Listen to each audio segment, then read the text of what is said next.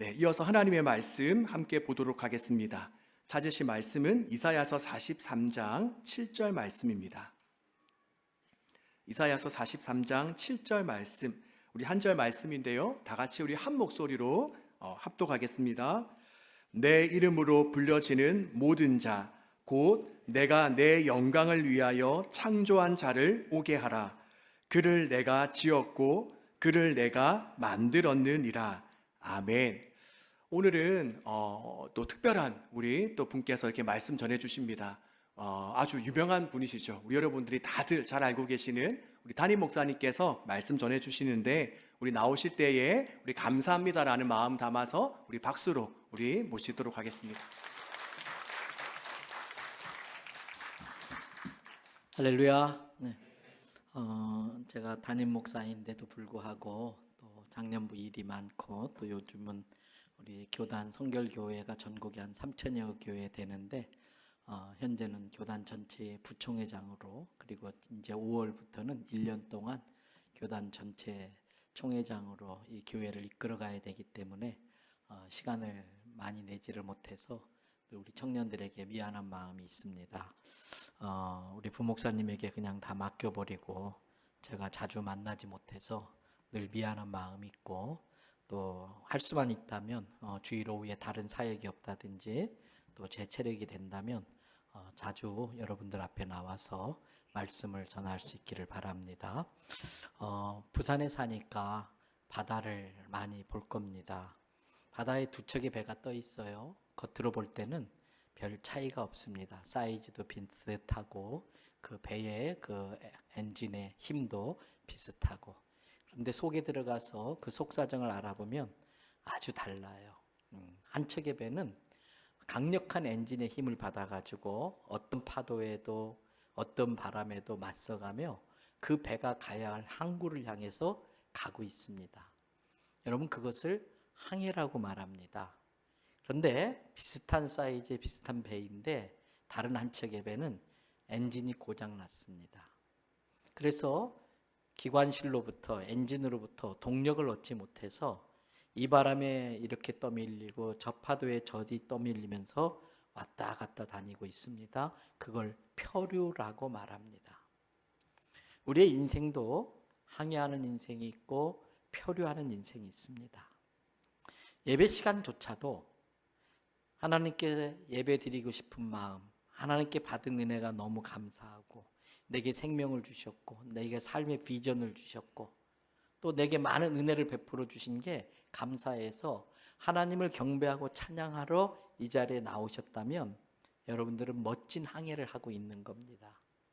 그런데 내가 목사 아들이고 장로 아들이고 권사 아들이고 부모님 때문에 안 나갈 수 없고, 또는 친구 만나는 게 재미있어서, 또는 그냥 내가 찬양하는 게, 앞에서 찬양팀 쓰는 게 그게 좋아서 그렇게 해서 이 자리에 와 계시다면, 내가 청년부 회장이니까 피곤하지만 어쩔 수 없어서 예배의 자리는 가야지, 그렇게 해서 오셨다면 부모라는 파도에 떠밀린 오신 것이고, 회장이나 부회장이나 자기 직분의 파도에 밀려온 것이고, 또는 친구의 파도에 바람에 쓸려서漂流하고 계시는 겁니다.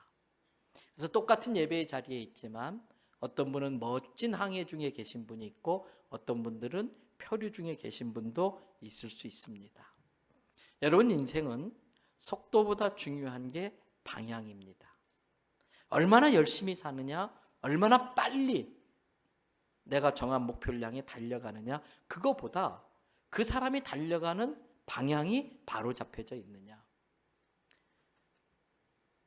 정해진 방향으로부터 그 정해진 방향을 향하지 않고 잘못된 방향을 향해 열심히 달리면 달릴수록 열심히 망하고 있는 중입니다. 열심히 실패하고 있는 중입니다. 또 하나 말씀드리고 싶은 것은, 자기가 지금 항해하고 있는 줄 착각하시면 안 돼요. 그 배가 항해하고 있는가는 파도를 만나봐야 돼요. 거친 태풍을 만나봐야 됩니다. 어떤 분은 참 어려운 가정에 태어나서 그럼에도 불구하고 하나님 앞에 매달리면서 신앙의 힘으로 그 어려움을 이겨내고, 나를 이 땅에 보내신 하나님의 뜻을 깨달아서 그걸 이루기 위해서 열심히 사는 사람이 있어요. 그러나 그 어려운 환경 때문에 멀미 나는 것 같은 인생을 사는 사람들이 있어요. 그럼에도 불구하고 휘둘리지 않고 하나님이 정한 나의 창조의 목적을 따라 힘차게 나아가고 있다면 그 사람은 항해하고 있는 겁니다. 반대로 좋은 부모 만나서 금수저 밑에서 아주 푸른 바다에 파란 하늘에 흰 구름 둥실둥실 떠 있고 멋진 요트에서 와인잔을 기울이면서 클래식 음악을 틀어놓고 선상 파티를 하고 있다 할지라도 그 배는 태풍을 만나봐야 됩니다. 그 태풍에 밀려서 엔진의 힘을 발휘하지 못하고 이리저리 떠밀리면 그 선상 파티하던 멋진 순간이 아수라장이 되지요. 표류하는 겁니다. 좋은 부모 만나서 적당히 학교 다니고 돈 쓸 만큼 쓰면서 문제없이 사는 사람이지만 자기의 비전과 사명이 분명하지 못하면 그 사람은 지금 표류하고 있는 겁니다. 때로는 어려운 가정에서 아주 힘들게 살아가고 있지만 하나님 믿고 의지하면서 자기가 가야 할 목표를 향해 다가가고 있다면 멀미 나는 인생이라 할지라도 항해하는 인생입니다. 그런데 항해와 표류를 규정짓는 것은 고울입니다. 항구입니다. 목적입니다. 그 배가 항구를 가야 될 항구를 정확히 향해서 있고 그 항구에 갈 수 있는 동력이 지금 그 안에 있다면은 항해하는 거예요. 근데 배가 어느 항구에 가야 될지 모르고 또 그 항구로 가고 싶어도 갈 수 있는 동력을 얻지 못한다면 표류하고 있는 것이지요. 그런데 여기서 알아야 됩니다. 피조물은 자기 스스로 목적지를 정할 수 없다는 거예요. 피조물은 자기 스스로 자기 인생의 목표를 정할 수 없다는 겁니다. 여기 있는 마이크를 구상할 줄 알고 디자인할 줄 알고 제작할 줄 아는 사람이 의도를 가지고 만든 겁니다. 이게 피조물입니다. 누군가에 의해서 지어진 존재 피조물입니다. 이 피조물은 저절로 생긴 게 아니고 철저한 계획하에 플랜팅돼서 지금 여기에 있는 겁니다. 그리고 이 마이크는 분명한 목적이 있습니다. 저의 작은 목소리를 크게 확성해서 잘 들리게 하는 겁니다. 피조물을 이 마이크가 스스로 존재할 수 없고 스스로 그런 기능을 자기가 가질 수 없습니다. 이 마이크를 만들 수 있는 존재가 마이크를 이렇게 만들고 그 기능을 그 목적을 위해서 부여한 것입니다. 때문에 우리 인간도 똑같습니다. 여러분 태어나고 싶어서 태어난 사람 계세요? 스스로 존재하실 수 있는 분 있어요? 스스로 존재하면 피조물이 아니지요. 우리 모두는 누군가에 의해서 만들어진 피조물입니다. 굉장한 과학적 지식과 치밀한 계획하에 분명한 목표를 가지고 우리는 창조되어진 피조물입니다. 그리스도인들은 그 창조주를 하나님으로 믿는 사람들입니다. 그런데 그것을 깨닫지 못하고 피조물 주제에 자기가 목표를 정하고 열심히 살면 어떻게 될까? 지금 같이 예배 드리다가 좀 우리 기분 전환 또 한번 하기 위해서 잠깐 요 앞에 연포초등학교 운동장 가서 달리기 한번 하고 옵시다. 아니면 우리 9층 풋살장 가서 거기서 한번 기분 전환 겸 달리기 하고 갑시다. 이 많은 사람들이 그 운동장에 좁은 데 가가지고 자 지금부터 100m 시작 달리기 했어요. 근데 제가 깜빡 잊고 목표를 안 정했어요. 그때 우리 상윤 형제가 가만히 두리번거리더니 자기 나름대로 피아노를 목표로 삼아놓고 막 달려요. 그랬더니 또 우리 송현우 목사님은 자기 마음대로 드럼에다 목표를 정해놓고 막 달려요. 또 여기 있는 형제는 저 뒤에 둥근 기동을 목표로 하고 각자 여러분들이 이 좁은 곳에서 목표 정해놓고 막 달리면 어떻게 될까? 충돌이 일어나요. 그걸 카오스라고 그래요. 그런 상태를 창세기 1장 2절은 이렇게 말합니다. 창세기 1장 2절 말씀 띄워주실까요? 다 외우시는 말씀일 수도 있어요.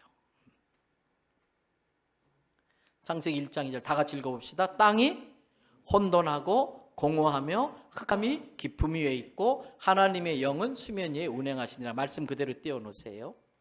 피조물 주제에 잘난 척하면서 자기 나름대로 인생의 비전과 목표를 정하고 죽으라고 달립니다. 그럼 반드시 그 인생은 뭔가에 부딪힙니다. 충돌됩니다. 깨지고 자빠지고 넘어지고 좌절하게 됩니다. 그때 우리 마음속에 들어오는 게 나는 이렇게 열심히 사는데 왜 자꾸 안 풀려? 왜 자꾸 깨져 자빠지고 넘어지고 엉망진창 카오스 같은 인생이 되는가? 나름대로 또 힘을 내보지만 또 그게 반복되다 보면 어느 순간에 힘이 다 빠져버려요. 기가 다 빨려버려요. 그래서 풀썩 주저앉아요. 그게 empty. 그게 공허예요. 근데 여기서 우리가 알아야 됩니다. 불교는 기본적인 사상이 인간의 모든 고통이 사람의 욕에서 나온다는 거예요. 욕구에서 나온다는 거예요. 여러분, 욕구를 이성과 지성으로 잘 다스리면 의욕이 됩니다. 그 욕구를 이성과 지성으로 다스리지 못하면 욕망이 됩니다. 욕심이 됩니다. 욕심이 잉태하면 죄를 낳게 됩니다. 죄가 낳아지면 사망이 따라오게 됩니다. 특별히 우리 그리스도인들은 나의 그 욕구를 이성과 지식뿐만 아니라 하나님의 말씀과 기도와 성령으로 컨트롤해서 의로운 욕심, 의로운 욕구, 거룩한 부담감, 거룩한 욕심으로 쓸 줄 알아야 됩니다. 불교는 인간의 모든 고통이 이 욕에서 오기 때문에 수행을 해서 삼보일배, 오체투족, 삼천배 수행을 통해서 마음을 비우라는 거예요. 그래서 불교 신자들은 그 마음을 비운 상태, 무심한 상태가 성불되어진 상태, 신이 되어진 상태. 그래서 그분들은 인사할 때 항상 성불하세요, 성불하세요 인사해요. 그러나 성경의 가르침은 마음을 비우면 큰일 납니다. 어떤 사람에게 귀신이 있었습니다. 그 귀신이 그 사람 마음에서 나와서 더 좋은 것을 찾아다녔습니다. 하루 종일 돌아다녀도 자기가 원래 있던 그 사람의 마음의 집보다 더 좋은 데를 찾지 못하니까 다시 그 집으로 돌아왔는데 청소되어져 있습니다. 귀신은 깨끗한 거 싫어합니다. 어둡고 컴컴하고 음침하고 습한 곳을 귀신은 좋아합니다. 그래서 마음이 늘 습하고 우울하고 어둡고 마음이 침울한 사람은 귀신의 공격을 받기가 쉽습니다. 이 사람이 깨끗이 청소해 놓으니까 못 들어가는 거예요. 두려운 거예요. 그래서 자기 친구 귀신 7마리 데리고 단체 입장해서 성경에 뭐라 그랬느냐? 그 사람의 형편이 예전보다 더 악하게 되었다. 불교는 무심을 가르치지만 기독교의 관점에서 사람의 마음을 볼 때에 무심한 마음은 귀신 들어오기가 쉽습니다. 때문에 기독교는 마음을 비우는 게 아니라 마음을 채우는 종교입니다. 무엇으로? 말씀으로 채우는 거예요. 성령으로 채우는 거예요. 그렇게 내 마음이 말씀과 성령으로 채워지면 비전이 생겨요. 꿈이 생겨요. 그걸 이루고 싶은 의욕이 생기는 겁니다. 여러분 아까 말씀 창세기 1장 2절 띄워놓으세요. 그래서 나름대로 자기 목표를 정하고 열심히 살지만 자꾸 인생이 꼬이고 카오스, 혼돈되어지고서 마음이 이제는 지쳐서 공허해지는 순간 흑암이 확 들어오는 거예요. 어둠의 권세가. 야, 너 같은 건 열심히 해도 안 돼. 너 뭐하러 사냐? 네가 살만한 존재가 되냐? 가치 없는 인생, 뭐 인생 고생스러운데 여기서 쪽내, 여기서 끝내. 죽어라 죽어라.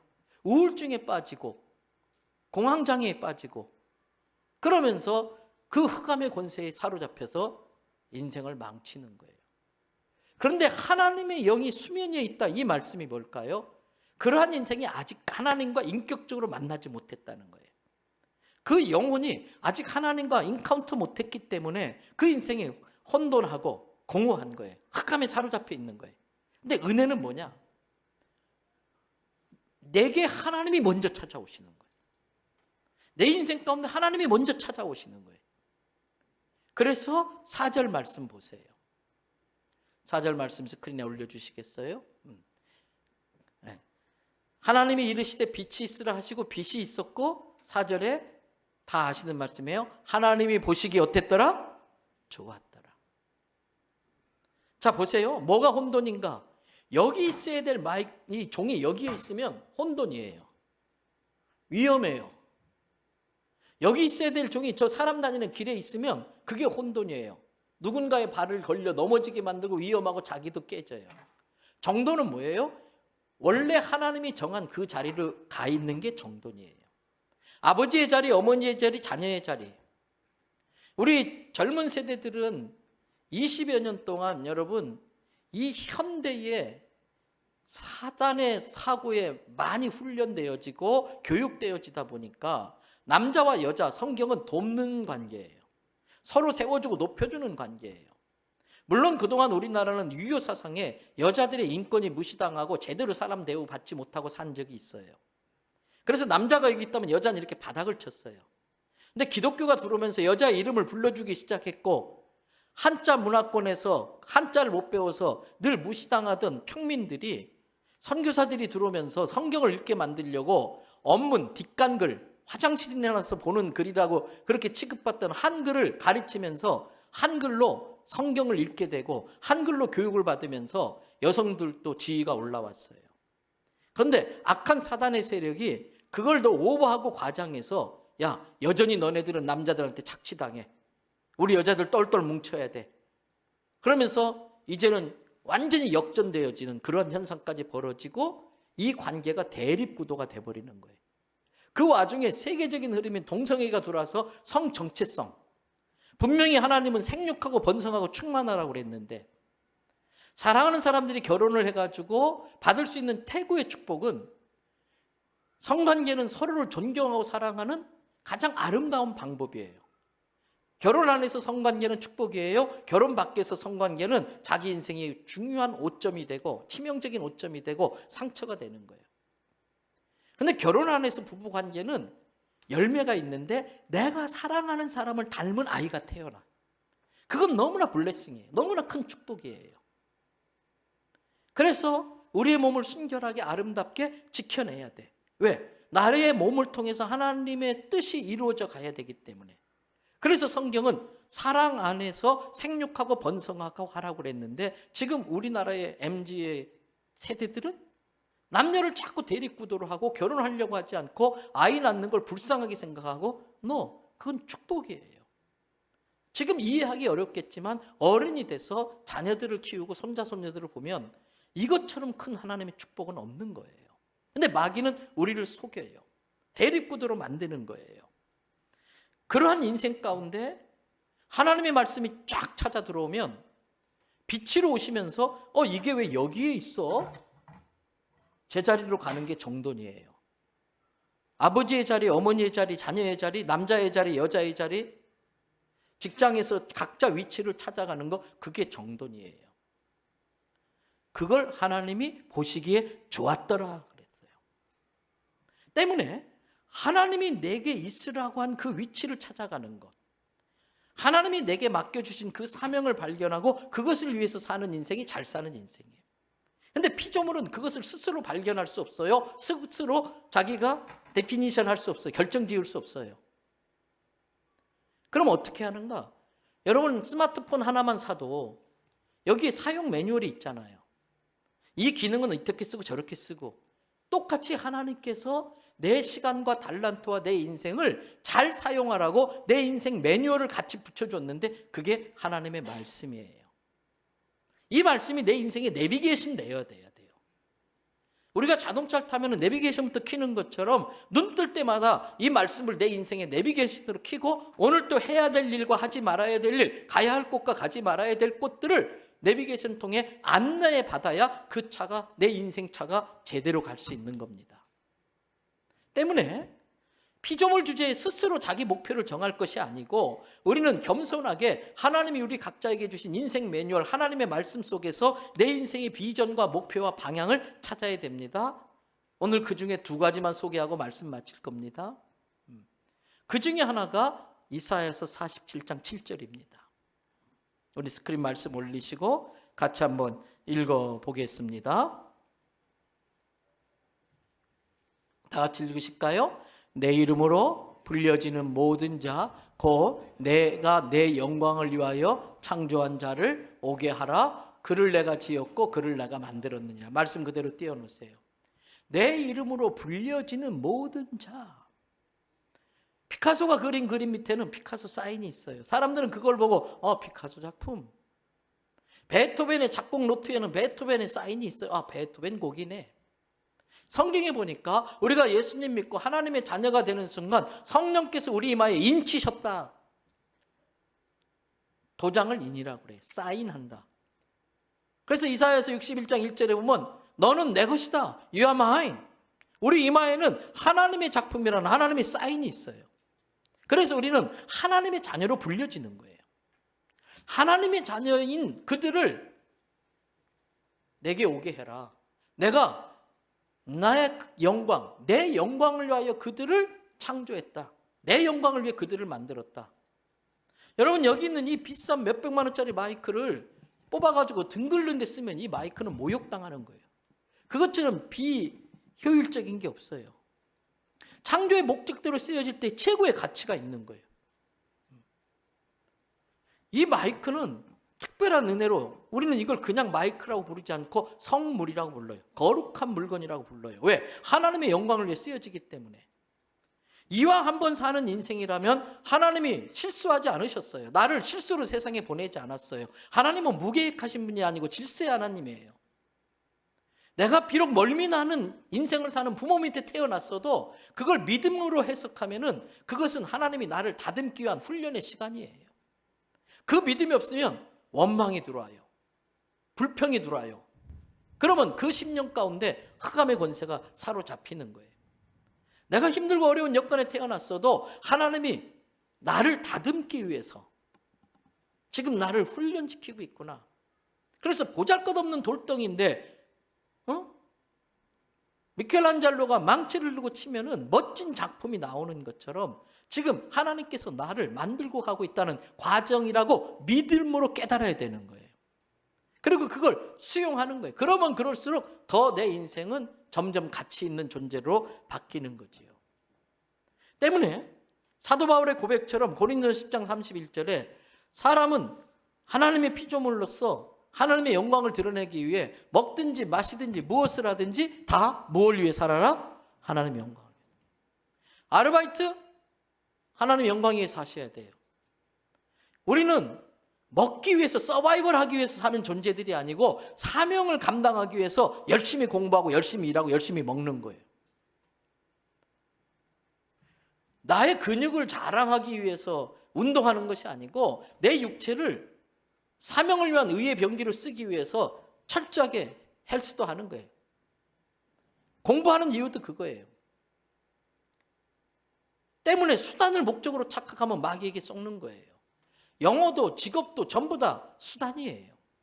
우리 그리스도인들에게 분명한 목적은 먹든지 마시든지 무엇을 하든지 나를 창조하신 하나님께 영광 돌리기 위함이에요. 그럴 때 하나님께서 그 인생을 책임져 주시는 거예요.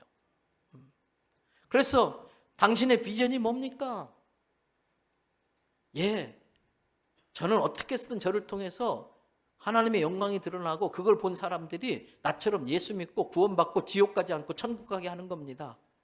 그럴 때에 어떻게 할 것입니까? 그럴 때 여러분들이 나는 간호사로, 나는 교사로, 나는 악기를 다루는 사람으로 하나님의 영광을 드러내고 싶습니다. 이 도구를 목적으로 착각하면 마귀에게 썩는 거예요. 우리 찬양팀들, 청년 찬양팀 너무 고마워요. 그런데 여러분이 찬양할 때마다 이 찬양을 하나님이 받으실까? 이 찬양으로 하나님의 영광 받는 거예요? 내가 드러나는 거예요? 이 찬양으로 스트레스 푸는 게 아니잖아요. 펄펄 뛰면서 신나서 기분풀이 하는 거 아니잖아요. 받은 은혜가 너무 감사하니까 기뻐서 춤추지 않을 수 없어. 다윗처럼 춤추지 않을 수 없어요. 모든 영광을. 이 비 오는 것도 기가 막히잖아. 지금 우리나라가 심각한 겨울 가뭄에 들어가 있어요. 이건 놀라운 은혜야. 이런 비 오는 거. 죽었다 깨어나도 사람은 비 오게 못해. 흉내는 내지. 모든 것들이 그렇게 해석되는 거예요. 하나님의 영광을 돌리는 것. 여러분, 그러면서 또 우리를 하나님께서 자녀 삼아 주시고 구원해 주시고 이 땅에 남겨놓은 중요한 이유가 있습니다. 하나님께 영광 돌리기 위해서는 영광 돌려야 될 사람들이 있는 거예요.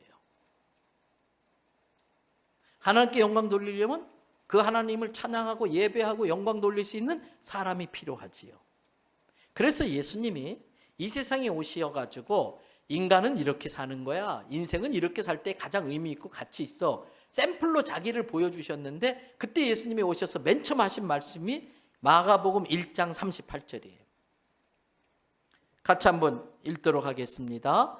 이르시되 우리가 다른 가까운 말로 가자. 거기서도 전도하리니 내가 이를 위하여 왔노라 하시고, 거기에서도 뭐 한다고? 전도. 전할 전자, 길도자. 길을 전하기 위해서 예수님 오셨어요. 어떤 길? 천국 가는 길. 마귀의 거짓말에 쏘가 죄만 짓다가 지옥에 가는 길로 들어선 사람들에게 참된 진리와 복음을 전해서 그들을 천국 가는 길로 전도하는 거예요. 길을 바꾸게 만드는 거예요. 예수님이 이것을 위해서 왔다는 거예요. 그렇다면 우리는 예수 믿고 구원받았기 때문에 모든 죄가 용서되어졌고 천국에 갈 자격을 얻은 하나님의 자녀들인 줄로 믿습니다.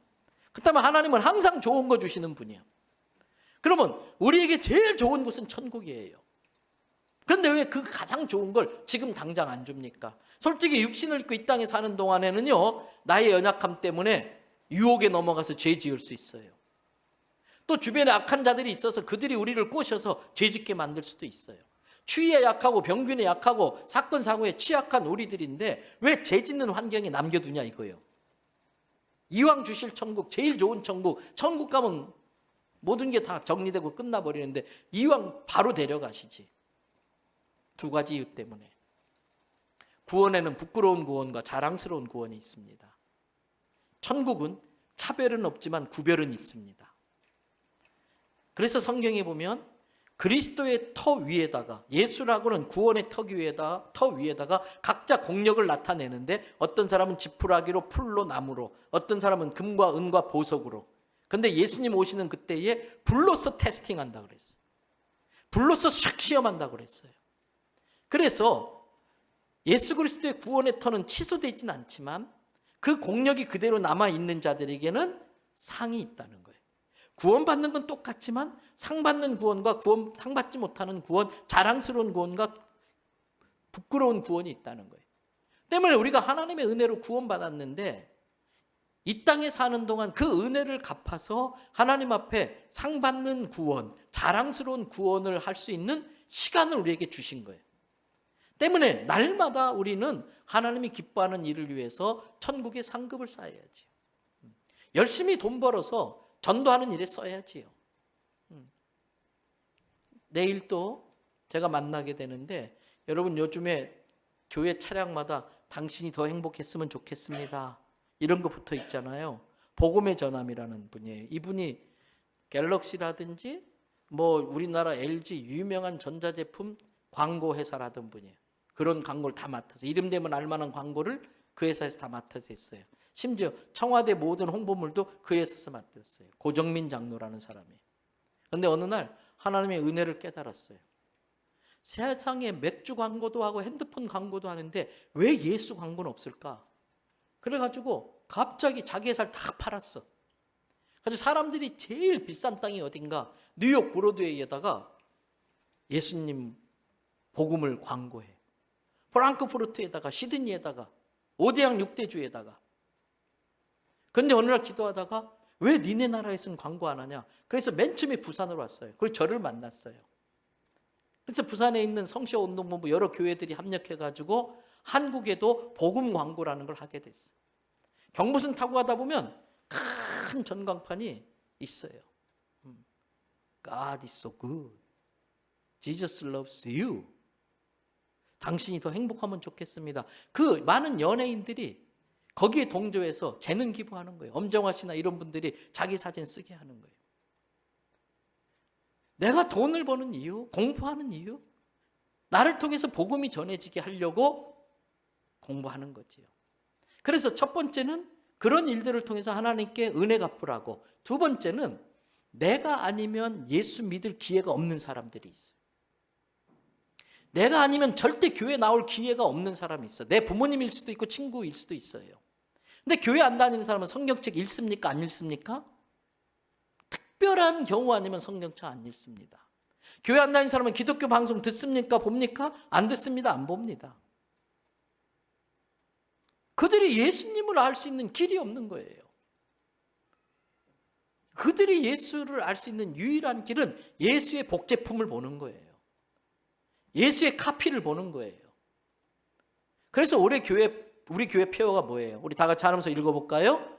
예수 보이는 교회, 예수 보여주는 성도. 내가 있는 일터에서 예수의 사랑은 이런 거야. 예수 믿는 사람은 말을 이렇게 해. 예수 믿는 사람은 이런 상황에도 감사해. 예수가 매력적이게 보이게 만들어야 돼. 매력이 뭐예요? 매력은 끈다는 거예요. 끌어당긴다는 뜻이에요. 그게 매력이에요.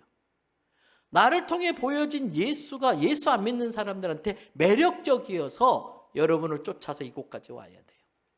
그래서 성경은 우리들 보고 너희는 하나님이 써서 붙인 세상을 향한 편지다. 너희는 세상을 향한 그리스도의 향기다. 배고플 때에 어느 식당 가다가 맛있는 냄새가 나면 따라 들어가요. 우리 인생에 영적 굶주림에 시달리는 사람들이 엄청 많은데 인생이 허무하고 그냥 끝내버릴까? 계속 스크가마의 세력은 너 같은 건 죽어도 싸, 죽어 이렇게 하는 그때에 아주 아름다운 냄새가 나. 너무 향기로운 냄새가 나. 너무 좋아. 그래서 슬슬 그 향기 따라 와봤더니 이 교회에 들어와 있는 거예요. 그리고 예수를 알게 돼. 여러분들이 이 땅에 살아야 되는 이유가 바로 거기에 있는 거예요. 아르바이트 하는 이유도, 공부하는 이유도, 직업을 갖는 이유도 바로 거기에 있는 거예요. 그래서 예전사, 제가 부목사 시절에 청년 서울 은평교회, 우리 송현호 목사님도 은평교회에서 오셨는데 은평교회 청년교구 만들면서 그때 만든 이름이에요. 주보도 예전사로 되어 있고. 그래서 Fighter for Jesus, 예수 그리스도랑 파이터예요. 근데 그 오리지널 의미는 예수 전하는 사람들. 예수 전하는 사람들. 진정한 예수 전하는 파이터가 돼야지. 강력한 예수 전하는 파이터가 되기 위해서 이 세상의 골리앗과 싸워 이길 수 있는 실력을 갖추는 거예요. 많은 사람들이 골리앗을 쓰러뜨리겠다고 하는데 골리앗의 이마에 돌을 못 맞춰. 하나님이 다윗을 쓸 수 있었던 이유는 다윗은 양을 키우면서 원하는 곳에 돌을 맞출 수 있는 생활의 달인이 되었기 때문이에요. 때문에 여러분의 영역에 있어서 생활의 달인이 돼야 돼. 그게 실력이에요. 그 실력은 내가 먹고 살기 위한 편안한 노후를 보장하기 위함이 아니고 이 시대의 골리앗을 쓰러뜨리고 골리앗에게 잡혀있는 그 영혼들을 찾아오고 그 악의 세력을 물리치기 위한 도구로서 실력을 갖추시는 거예요. 이야기 한두 가지 하고 마칩니다. 존 하퍼 목사님은 영국 글래스고우 지역에 아주 유명한 설교가였었어요. 그래서 D.L. 무디 학교에서 신학교에서 이 존 하퍼 목사님에게 말씀을 전해달라고 초청을 했어요. 그런데 그분이 영국 대서양에서 영국에서 배를 타고 대서양을 건너 미국 갈 때 탔던 배가 그 유명한 타이타닉이에요. 잘 아시죠? 타이타닉 진수식 하면서 처음 배를 띄우면서 내걸었던 플랜카드. 신도 이 배는 침몰시키지 못한다. 하나님도 이 배는 침몰시킬 수 없다라고 아주 교만한 문구를 내걸고 진수식을 하면서 첫 항해를 시작했던 타이타닉은 여지없이 침몰해요. 그때 존 하퍼 목사님도 그 배에 타고 있었어요. 파도에 막 어프어프 하는데 저기서 보니까 사람 살려 소리가 들리는데 보니까 한 젊은이가 나무 조각을 하나 잡고서 살려달라고 외쳐요. 그 와중에 하퍼 목사님은 막 수영을 해서 그 청년에게 다가갑니다. 젊은이, 예수님을 믿으십니까? 아니요, 저는 예수님을 안 믿습니다. 그때 파도가 오더니 이 하퍼 목사님 끌고 물에 들어가요. 근데 잠시 뒤에 막 올라와. 천천히 또 저 멀리 가 있어. 또 막 달려가. 그리고 물어요. 젊은이, 아직도 예수님을 안 믿으십니까? 예수님을 믿으셔야 됩니다. 그 순간 파도가 오더니 확 덮쳐서 하포 목사님은 더 이상 못 나와요. 그렇게 죽어요. 얼마 뒤에 뉴욕의 기독청년연합 집회 때에 한 사람이 나와서 간증합니다. 여러분, 저는 존 하퍼 목사님에게 마지막 전도받은 사람입니다. 그게 우리 성도들의 가치야. 뭐가 가치냐? 내 육신의 생명이 살리는 것에 상관없이 지금 아니면 예수님을 믿을 수 없는, 지금 저 물에 저 청년이 빠져 죽으면 지옥 간다는 것에 대한 안타까움 때문에 그 마지막 순간에도 영혼을 구원하기 위해서 외치는 것, 그게 우리들의 가치. 어떤 것도 하도 바꿀 수 없는 최고의 가치예요. 그 영혼을 구원하는 일에 여러분의 시간과 재능과 재정들이 사용되어지는 게 가장 의미 있는 인생, 가장 가치 있는 인생을 사는 겁니다. 여러분, 마태복음 7장 23절에 보니까 말씀 한번 다 같이 읽어볼까요? 그때 내가 그들에게 밝히 말하되 내가 너희를 도무지 알지 못하니 불법을 행하는 자들아 내게서 떠나가라. 많은 사람들이 예수님 앞에 와서 예수님, 내가 귀신을 쫓아냈습니다. 내가 많은 능력을 했습니다. 내가 이런 헌신을 했고 내가 이런 봉사를 했고 내가 청년부에서 이렇게 수고했고. 근데 예수님이 그래서 어쩌라고? 아이 예수님 제가 목사인데요? 그래서 어쩌라고? 그럼 사실 말씀이 불법을 행하는 자들아 내게서 떠나가라 그래요. 당황스러운 말씀이야. 근데 그 말씀을 하게 된 앞에 배경, 마태복음 7장 앞부분을 읽어보면 무슨 이야기가 나오느냐? 열매의 이야기가 나와요. 좋은 나무보다 좋은 열매를 맺고 나쁜 나무마다 나쁜 열매를 맺나니, 그리고 이 말씀 하시면서 내가 너희를 모른다 그래요. 그러면 내가 리얼 크리스찬이냐, 진정한 그리스도인이냐, 그걸 뭘로 증명할 거예요? 내가 방언합니다. 내가 성경 100번 읽었습니다. 뭐로 증명할 거예요? 그 사람이 열매로 증명하는 거예요. 두 가지 열매가 있어요. 성령의 열매, 인격의 변화, 성품의 변화. 뭐 MBTI 어떤 성격이 나왔어도 성령이 임하면 그 모든 걸 극복하는 예수 닮은 성품을 지닌 사람들이 나와요. 그래서 사랑과 희락과 화평과 자비와 인내와 양선과 충성과 온유, 절제, 9가지 열매. 사랑과 희락과 화평과 자비와 인내와 양선과 충성과 온유와 절제. 그런데 그 열매는 딴 사람이 따먹어. 열매는 내가 맺는데 그 열매는 딴 사람이 따먹어. 예수 믿기 전에 나도 한 썬가라고 대판 그냥 10원짜리 쌍욕하면서 싸우지만, 예수 믿고 나서 내 성품이 예수 닮아가면서 양선, 선한 걸 추구해. 온유, 부드러움, 절제, 성질을 참아내. 그리고 용서해. 사랑과 희락과 화평과 자비와 인내와 양선과 충성과 온유와 절제 열매 맺어져. 그것이 간접 전도예요. 그 변화된 성품으로 사는 사람이 물고기 잡을 때에 밑밥 던지듯이 밑밥 가는 간접 전도예요. 내가 예수 믿고 달라졌으면 부모들이 제일 먼저 눈치채. 야, 너 약 먹었냐? 요즘 왜 안 하던 짓을 하니?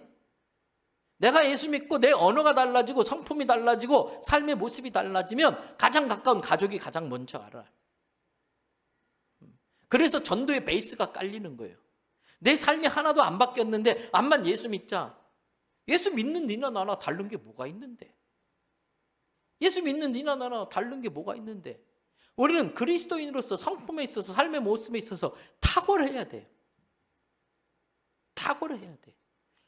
실력적으로 탁월하고 언어에 있어서도 그 겸손함에도 탁월하고 성품에서도 탁월하고. 그래서 내 입에서 나가는 말이 누군가에게 어설리티가 있어야 돼. 권위가 있어야 돼.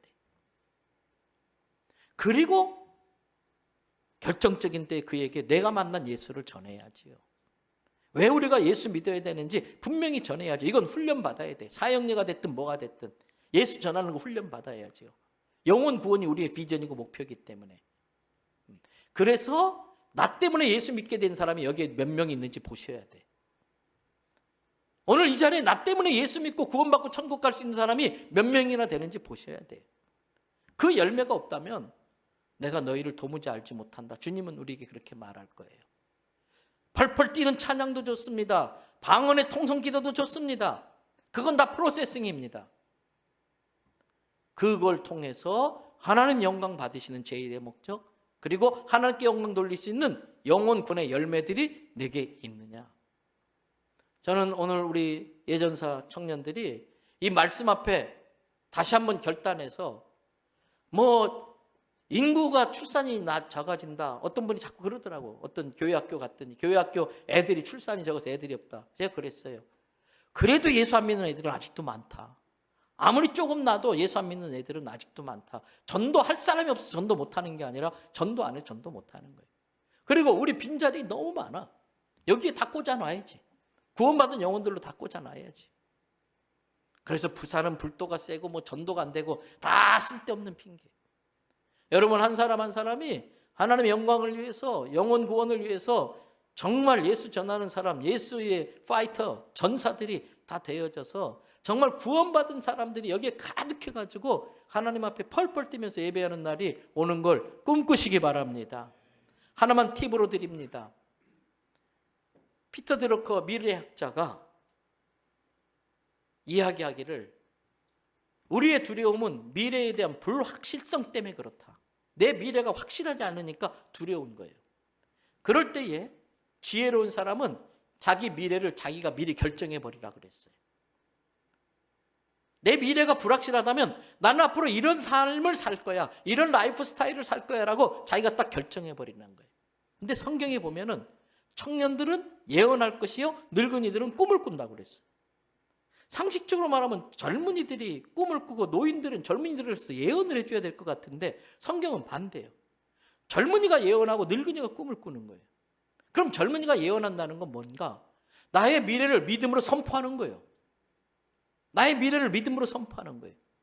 하나님 내가 어떤 직업을 갖길 원합니까? 하나님 내가 어떤 삶의 모습으로 하나님께 영광 돌릴 수 있기를 원하십니까? 하나님 알려주십시오. 그리고 내가 그걸 할 수 있도록 나에게 지혜를 주시고 능력을 주십시오. 그리고 그것을 위해서 내 영역의 생활이 달인이 되기 위해서 치열한 싸움을 하는 거예요. 엉덩이에 진물이 나도록 책상에 앉아서 버티는 거예요. 무섭게 전투적으로 사는 거예요. 왜? 하나님이 내게 주신 비전을 이루기 위해서. 저는 우리 예전사가 그렇게 되기를 꿈을 꾸겠습니다. 여러분들은 여러분의 인생을 여러분 자신이 믿음으로 예언하십시오. 그래서 그 예언대로 성취되어지는 놀라운 은혜가 있기를 주님의 이름으로 축복합니다.